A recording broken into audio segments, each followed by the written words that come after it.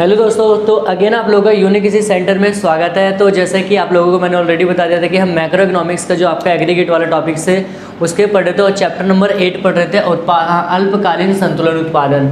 तो इसमें लगभग हमारे 3 पार्ट्स आ चुके थे। अगर आप में से ऐसा कोई स्टूडेंट है जो हमारे चैनल पे फर्स्ट टाइम विजिट करा, तो सबसे पहले आप सभी लोगों का मोस्ट वेलकम कि आप हमारे चैनल पे आए हैं। और आप जब चैनल पे आ ही गए हैं तो आप लोग वीडियो को लाइक कर दीजिए, चैनल को सब्सक्राइब कर दीजिए और ज़्यादा से ज़्यादा वीडियो को शेयर करिए। तो आप लोगों को बता दूँ फाइनली कि इसमें हमने जो पढ़ना है वो न्यूमेरिकल वाले सारे टॉपिक करना है, क्योंकि न्यूमेरिकल आपके 3 से 4 मार्क्स में आपके जो पूछे जा सकते हैं। तो मैं आपके 4-5 क्वेश्चंस को सॉल्व करूंगा जो डिफरेंट टाइप्स के क्वेश्चन पूछे जाते हैं पेपर में और जो कई सालों से पूछे जा रहे हैं। तो यहाँ पर हम स्टार्ट करते हैं। पहला जो क्वेश्चन आपका कह रहा है कि एक अर्थव्यवस्था संतुलन में है, ठीक है। अब वहाँ पर कह रहे हैं कि वाई बराबर दे रखा कितना है, 4400 है। एमपीसी कितना दे आपका, एमपीसी कितना है 0.75 है। और आपका सी बराबर क्या है, सी बार क्या है। अब सी बार का मतलब क्या होता है, भोगफलन आप लोगों ने ऑटोनोमस कंजप्शन पढ़ा होगा।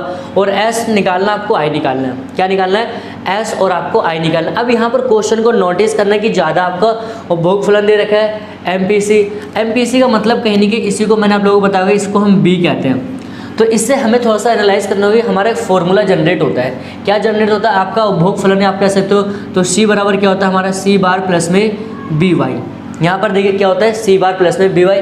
ये फॉर्मूला मैंने आपको उपभोग फलन वाले टॉपिक में पढ़ा रखा होगा, याद होगा। अगर नहीं है तो आप लोग वीडियो को पहले देख लीजिए और फिर आपको न्यूमेरिकल समझना है। अच्छा, अब यहाँ पर देखिए, यहाँ पर क्या क्या वैल्यू, इसकी वैल्यू दे रखी है, इसकी वैल्यू, ठीक है। और यहाँ पर तो कहीं नहीं कि हमारे को ये निकल सकता है, तो हम क्या निकाल सकते हैं, सी कितना दे रखी है 100 और प्लस में आपका वी कितना 0.75 और वाई कितना आपका 4400 ये दे रखा है। इसको अगर हम सॉल्व करेंगे तो क्या होगा आपका 100 टे प्लस में। अब देखो यहाँ पर आपका कैलकुलेशन आपका मेथड हो सकता है, आप जैसा करना चाहो। ये तो पूरे को इससे कर दो या फिर आप करोगे, देखो यहाँ कितने डिजिट के बाद आपका पॉइंटर 2, तो यहाँ पर 2 जीरो से आपका डिजिट काट दो तो सिर्फ आपका 75 और ये बचा है। तो अगर मैं 44 को 75 से मल्टीप्लाई करूँगा तो मेरा कितना है, 4 पंजे 20 का, 5 छः 20 का, 2 हासिल, ठीक है 0। फिर आपका 5 चौके 20, 20 और 2 कितना होगा 22, ये हो गया, ठीक है। और फिर इसको अगर 7 चौक 28, 28 का हासिल हो, 7 चौक 28 और 2 30, ये होगा। अगर जोड़ोगे तो कितना आएगा आपका 0 3 3, कितना आ रहा है 3300 आ रहा है, कितना 3300, ये हो गया। अगर हम इनको प्लस कर देंगे तो हमारा कितना आएगा 3400 आ जाएगा। ये हमारे किसकी वैल्यू निकल गई, हमारी सी, मतलब ये हमारी वैल्यू निकल गई सी की, ठीक है। तो ये हो गया। आपको निकालना, देखो क्या एस और वाई निकालना, तो आपको यूज़ करना पड़ेगा। आपको समझना होगा कि आपने क्या क्या फॉर्मूले को आप अप्लाई कर सकते हो, क्या क्या फॉर्मूले को अप्लाई कर सकते हो। तो यहाँ पर मैंने बताया होगा कि आप ऐसा लिखेंगे यहाँ पर कि हम जानते हैं कि जब आप कोई चीज़ नहीं करते हो तो आप उसको बताना होगा कि हम जानते हैं, क्या जानते हैं कि वाई बराबर क्या होता है, सी प्लस एस होता है। मतलब कि मेरे पास जो इनकम है, ठीक है, मेरे पास, क्योंकि आपको देखो यहाँ से क्या मिल जाएगा, आपको यहाँ से क्या एस निकल जाएगा, क्योंकि आपके पास सी की वैल्यू है, वाई की वैल्यू, तो आपको क्या निकल जाएगा एस, ठीक है। आप बताइए कि यहाँ पर हम जानते हैं कि वाई बराबर क्या होता है, इनकम जो गया तो मैं उसको सेविंग कर सकता हूँ, कंजप्शन। तो यहाँ पर वाई की वैल्यू कितनी दे रखी है आपकी 4400 प्लस में सी बराबर आपका निकला कितना 3400 और प्लस में ऐसा नहीं दे रखा, ठीक है। तो अगर हम इसको माइनस करते हैं 4400 में से कितना 3400, तो अगर आप माइनस करोगे तो कितना आएगा 0 0, कितना आ गया 1000। तो यहाँ पर अगर हम इसको ऐसे करें 4400 माइनस में कितना हो जाएगा 3400, ठीक है, बराबर में आपका एस। तो अगर मैं यहाँ पर एस की वैल्यू निकाल दूँ कितना आएगी 1000, कितना आ गई 1000। अब देखो यहाँ पर एस की वैल्यू आ गई हमारी, फाइनली एस की वैल्यू आ गई, ठीक है। आप लोग भी इसको कॉपी में नोट डाउन कर लेना, आपको समझना है। अब इसके अलावा हमें पता है कि अभी मैंने आप लोगों को जो पढ़ाया था थर्ड पार्ट में कि हमारा क्या होता है कि हमने क्या अप्रोच पढ़ी थी कि एस इज इक्वल टू क्या होता है आई, यहाँ पर भी संतुलन होता है। अब सिंपल बात है कि जब एस की वैल्यू कितनी है 1000 है, ठीक है, तो वहाँ पर आई की वैल्यू भी क्या होगी 1000, तो इसलिए हम कह सकते हैं कि आई बराबर भी क्या होगा 1000। तो ये क्या होगा, हमारा क्वेश्चन बिल्कुल क्लियर हो जाएगा। तो ये हमारा क्वेश्चन था इस न्यूमेरिकल का।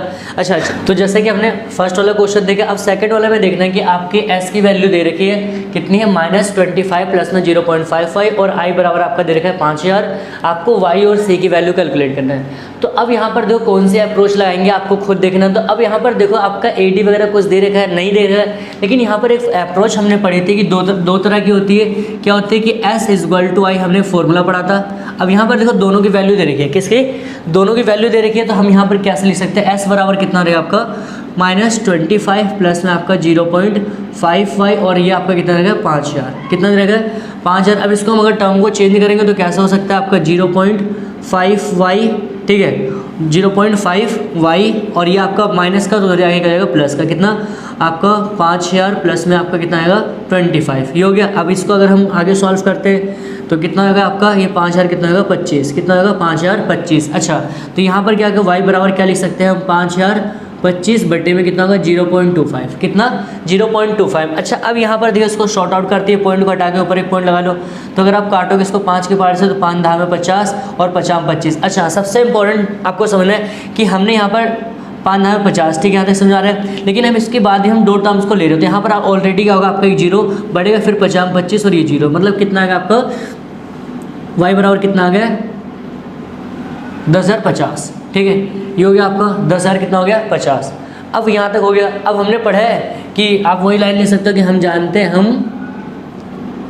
जानते हैं कि ठीक है जानते हैं कि y बराबर क्या होता है। अब देखो y बराबर क्या आपने पढ़ा है आपको, जैसे कि हमें c निकालना होता है, c बराबर क्या होता है अगर i की वैल्यू दे रहे यहाँ पर i की वैल्यू तो हमने क्या पढ़ा होगा y बराबर क्या होता है c प्लस में y बराबर क्या होता है आपका c प्लस में i। अब y की वैल्यू कितनी निकाली आपने, y की वैल्यू कितनी निकाली आपने, अगर निकाले यहाँ पर 10,000 ठीक है 10,050 बराबर में c की वैल्यू दे रखी है, c आपको नहीं दे रखा है, इसको आपको कैलकुलेट करना है तो, लेकिन i की वैल्यू दे रखी है कितनी है, i की वैल्यू कितनी है 5,000, कितनी है 5,000। अगर हम इसको माइनस करेंगे तो सिंपल बात है कि अगर 10,050 में से आप माइनस करते हो कितना 5,000, कितना 5,000 0 5 ठीक है ये हो गया।